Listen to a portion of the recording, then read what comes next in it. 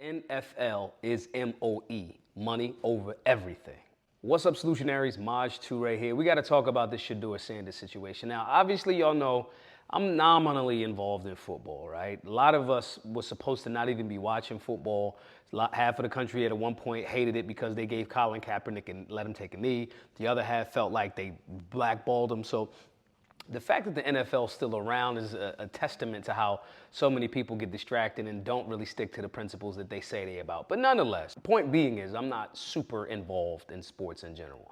We have a community center. We got unconstitutional Second Amendment violations. We got a whole bunch of shit going on. So I'm primarily focused on the work that we do with the Solutionary Center and abroad. However, when we see situations like what's happening with Shadeur Sanders and him dropping to the 5th round in the NFL draft, it teaches us a simple thing. One, it's an opportunity to recognize how people are gonna make it a race bait thing. Now, do I think that there's ego involved? Do I think there's control involved? Do I think there's, arrogance or I'm gonna check you type of energy involved? Absolutely. Are we being intellectually consistent in many areas as it relates to fathers that have been NFL Hall of Famers or great players and their sons in the NFL? Are we showing the same energy? No. However, I kind of wanted to give you guys a breakdown of what I think is going on and what you can pull from this whole Shadeur Sanders situation. Again, you tapping into my channel, we're not gonna have a conversation just about the sports and from the sports angle. But what you can do is learn a lesson from them and apply them to other areas. And that's what I wanna talk about with you guys today. So Shadeur Sanders drops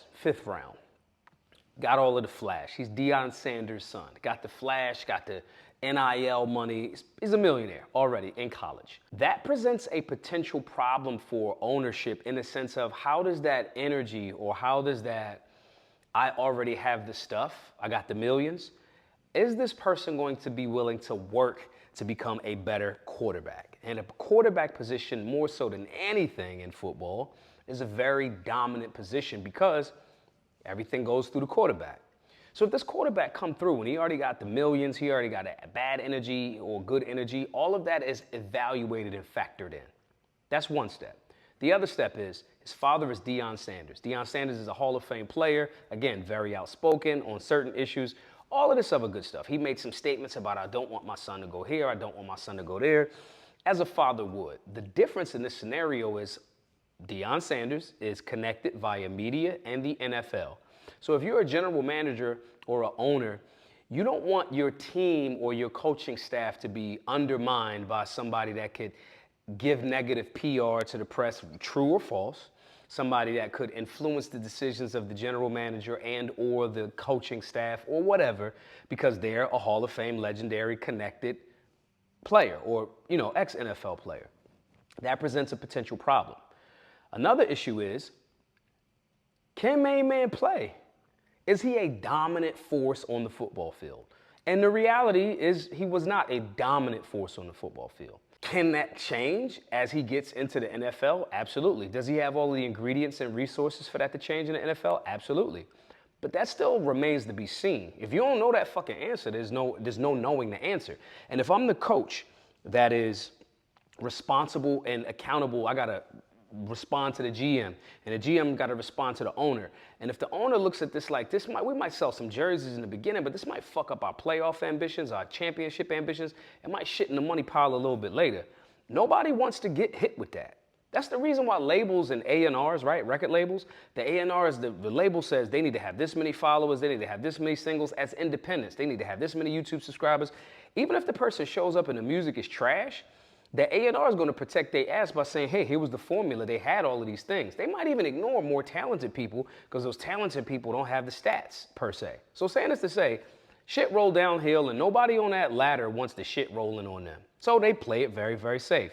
The unfortunate part for when they do that is most of the players that become very, very dominant have nothing to do with the stats. Tom Brady went 6th in the 6th round, and allegedly Tom Brady is Shadeur Sanders' mentor and things like that. So we'll see how that goes. But going in the 6th round and having an insane work ethic, with the benefit of Bill Belichick, no doubt, having an insane work ethic might be the answer here. And now the question becomes, does Shadeur have that same work ethic?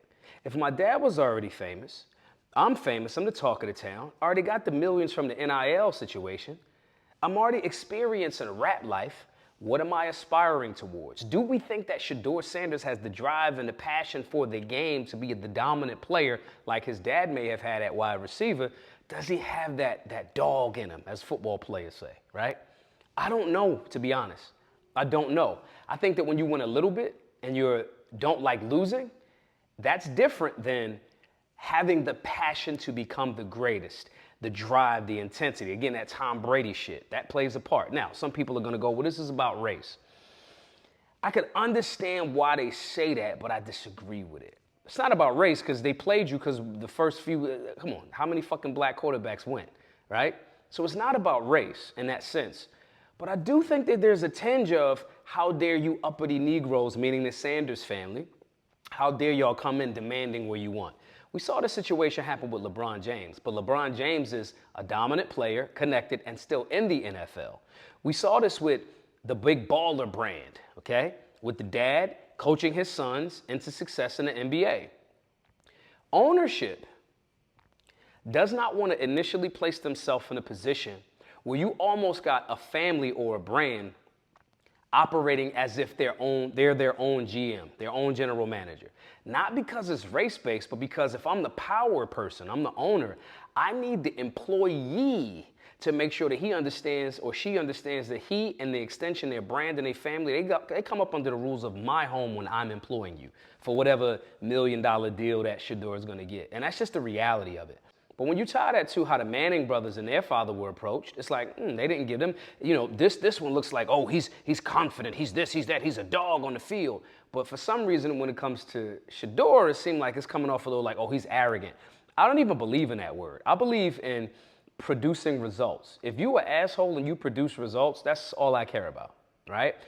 For teams and sports and things like that, I think it's better to be kind, to be nice to people, to not be an asshole, 1,000%. However, certain truths, people ain't gonna wanna hear them and they're gonna call you an asshole because you said it. So if I gotta get on my offensive line, my defensive line, my whatever, my receivers, my backs, whatever, if I gotta be firm with them and now they wanna call me a diva or too aggressive and da-da-da-da-da, that's their issue. Sometimes people will try to project the bullshit that they don't wanna fix back onto you for telling them to fix the shit. So the Peyton Mannings, the Archie Manning energy, that dynasty, the question about racism goes about how this was approached. But the difference here is the Sanders family is way more flashy and more of a potential media circus than the Manning family ever was. And that's just real. We solutionaries, we objective, we call fair and balanced up the middle. There was no way on earth that Manning, Eli, or Peyton was out there with the chains and all this other shit. A more similar example will be the Johnny Manziel situation, which is a fair assessment. And that leaves the door open to, damn, it looked like collusion.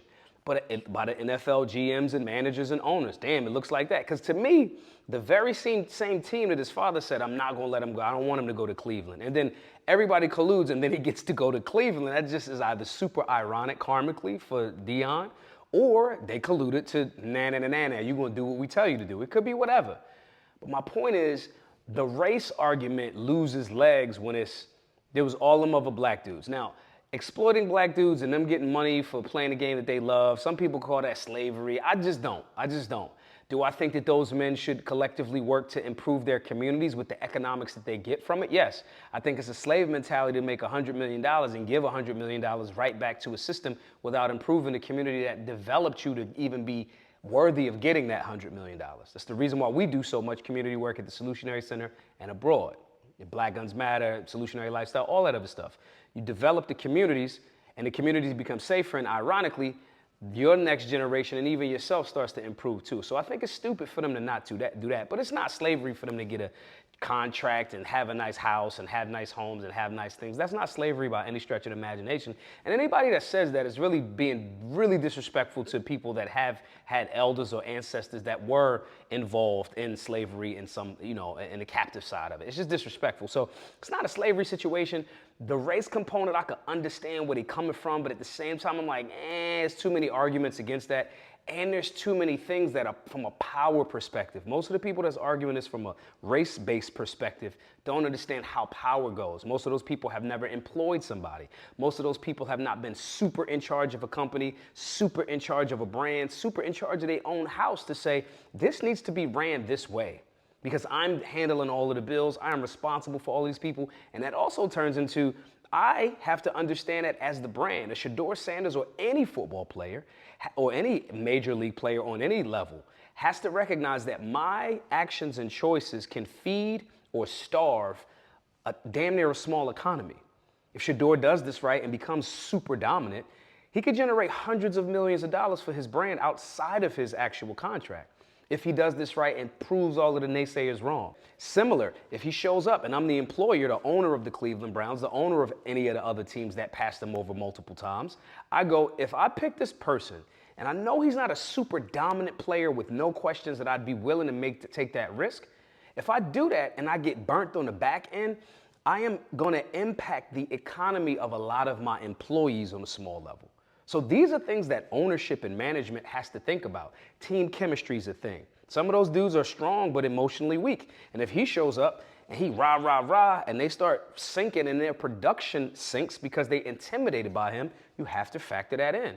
I'll give you a perfect example. Kwame Brown was under the tutelage of Michael Jordan and Kobe Bryant. He did not manifest his full basketball potential. It's just what it is.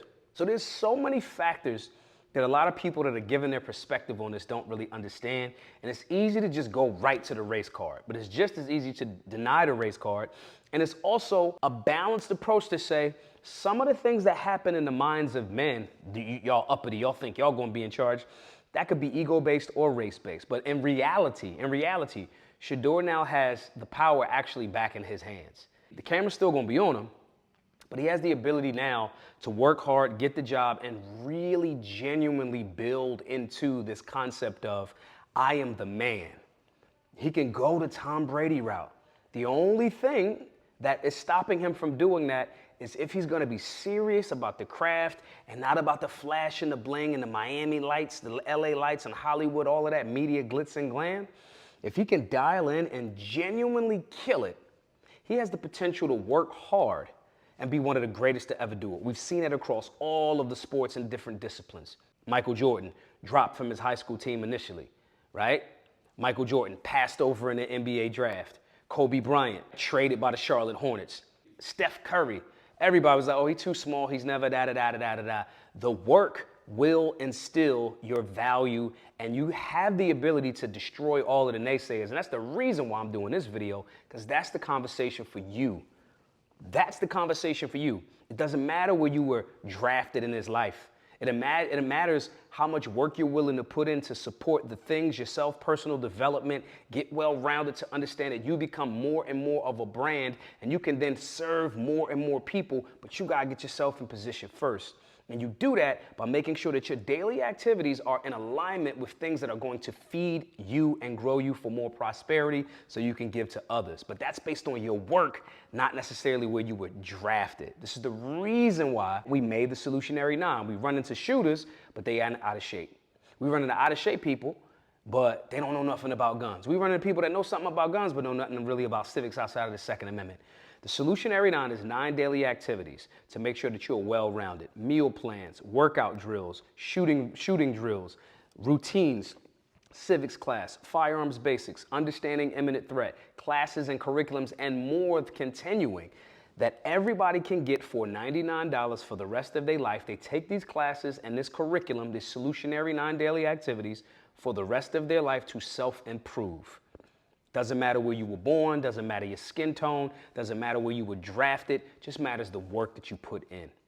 Go over to solutionaryuniversity.org, sign up for the Solutionary 9 membership, $99, one time, forever, and let's work together to improve so our play doesn't reflect where we were placed in this life draft. It's very important. My name is Maj Toure, the founder of Solutionary University. Hope to see you all in a group soon. Be safe, be solutionary.